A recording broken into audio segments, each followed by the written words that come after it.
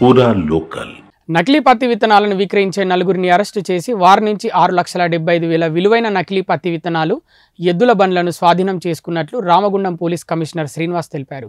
ఈ మేరకు police కమిషనరేట్లో CP నిందితుల వివరాలు వెల్లడించారు. మంచిర్యాల జిల్లా వేమనపల్లి గ్రామ శివార్లో 2 ఎద్దుల బండ్లపై అక్రమంగా నకిలీ పత్తి విత్తనాలను సరఫరా చేస్తున్న నలుగురిని అరెస్టు చేసి వారి నుంచి పెద్ద ఎత్తున విత్తనాలు స్వాధీనం చేసుకున్నట్లు తెలిపారు. ఇప్పటికే సుమారు 20 లక్షలకు పైగా నకిలీ పత్తి విత్తనాలను సరఫరా చేసే వ్యక్తులను, విత్తనాలను స్వాధీనం చేసుకున్నట్లు పోలీస్ కమిషనర్ తెలిపారు. రైతులను మోసం చేసే ఇలాంటి అక్రమార్కుల విషయంలో జాగ్రత్తగా ఉండాలని సూచించారు. ఈరోజు తెల్లవారుజామున ఒక ఇన్ఫర్మేషన్ బేస్డ్ అయి మనకు నీల్బాయి కోటపల్లి ఏరియాలో మన ఆఫీసర్స్ కోటపల్లి నీల్బాయి ఆఫీసర్స్కి, ఇన్స్పెక్టర్కి, ఎస్ఐకి ఇన్ఫర్మేషన్ రావడం జరిగింది. దాంట్లో భాగంగా మన కానిస్టేబుల్స్ని ఎక్కడైతే సస్పెక్టెడ్ ప్లేస్లో పంపించడం జరిగింది. అలా పంపించినప్పుడు ఒక బండి ఇక్కడ ఈ మహారాష్ట్ర నుంచి గోదావరి దాటుతూ కనిపించింది. ఆ మహారాష్ట్ర నుంచి గోదావరి తెల్లవారుజామున చీకట్లో వస్తున్నప్పుడు కనిపించినప్పుడు వీళ్ళు పోయి దాన్ని ఇంటర్సెప్ట్ చేసి పట్టుకున్నారు.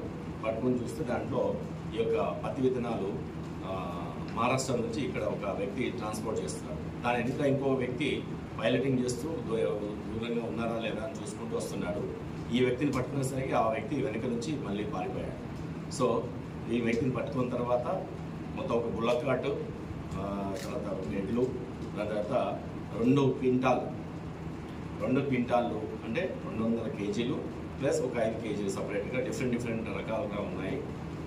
ఇవి ఖచ్చితంగా స్పూరియస్ సీడ్స్ అని ఎందుకు నిర్ధారిస్తున్నాం? అపారెంట్గా బై ఫేస్లోనే ఎందుకు నిర్ధారిస్తామంటే, ఏదైనా seeds company based, company approved seeds అయితే ఒక ప్యాకింగ్ ఉంటుంది, ఒక కంపెనీ యొక్క మోనోగ్రామ్ ఉంటుంది, వాటి యొక్క లేబుల్ ఉంటుంది, దానికి సర్టిఫికేషన్ ఆ లేబుల్ మీదనే క్లియర్గా ఎక్కడ సర్టిఫై అయ్యారు, ఎక్కడ ఏ కంపెనీ, దీనికి ఒక లైసెన్స్ ఉందా, లైసెన్స్ నెంబరు, జిఎస్టీ నెంబరు, ఇవన్నీ ఉంటాయి.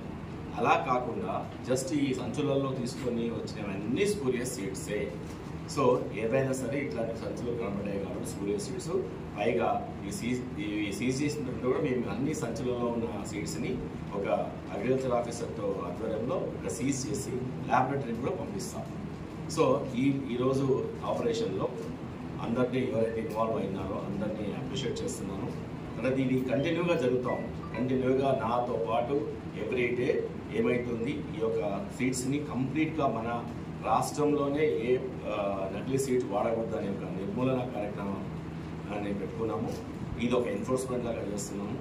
దేని మీద ఇన్ఫర్మేషను తర్వాత మనకి రకరకాలుగా ఇన్ఫర్మేషన్లు రావడం జరుగుతుంది. మా ఇంటెలిజెన్స్ కూడా పెట్టుకున్నాము. దానివల్ల కూడా మేము ఈ యొక్క ఆపరేషన్స్ చేస్తున్నాము.